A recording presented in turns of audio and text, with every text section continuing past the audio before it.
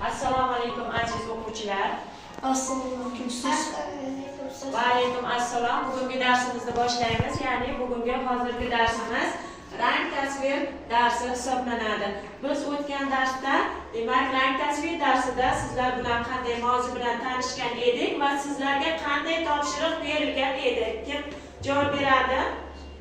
Ham javobi ikkita uchta narsalardan naturmort ishlab kelish. Yaxshi.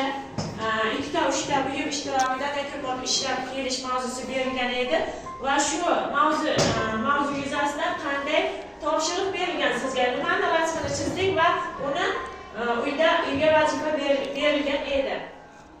Javob bering. Cho'nchi piyolani rasmini chizib kelish.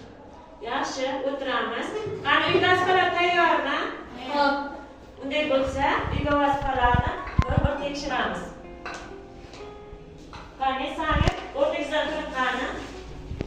Sizga o'tgan mavzu yuzasidan naturmort mavzusida savol beraman. Demak, naturmort so'zi qanday so'zdan olingan va nima degan ma'noni anglatar ekan? Fransuz tilidan olingan bo'lib, jonsiz tabiat degan ma'noni anglatadi. Chiroyli chizilgan, yaxshi. Choynak piyolamiz. Faqat soya yorug'iga e'tibor beramiz, ha? Qora. Qolgani yaxshi. Qani javobi ko'rasizlar tayyormi? Siz ham chiroyli chizibsiz. Siz ham xuddi shunday soya yorug'iga ko'proq e'tibor beramiz. Darsimizda naturmort janrida bajarib kelgan ishlaringizni ko'rib chiqdik. Ya'ni Nuriddinov Samir 5 baho bilan baholarni savollarga aniq va to'g'ri javob berdi. Berilgan vazifasi ham yaxshi, a'lo darajada bajarilgan. Yana Bozorov Javohir 4 baho bilan baholanadi. Ozroq kamchiligi bor. Baholarni eshitdik. Qani endi bugungi sizlar bilan yangi mavzu bilan tanishib o'tamiz. Ya'ni bugungi mavzumiz milliy ko'rinishdagi naturmort kompozitsiyasi mavzusi hisoblanadi. Sizga ma'lumki, milliy ko'rinishdagi naturmort kompozitsiyasida nimalar ishlanadi? Bu haqda ozgina sizlar bilan tushuncha olamiz va yana so'nggi darsimizni davom ettiramiz.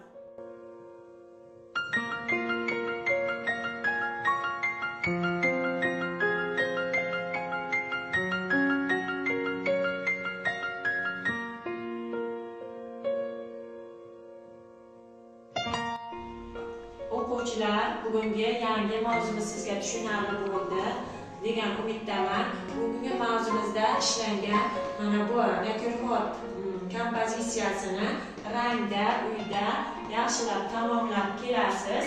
Sizga berilgan vazifa ana shu bo'ladi.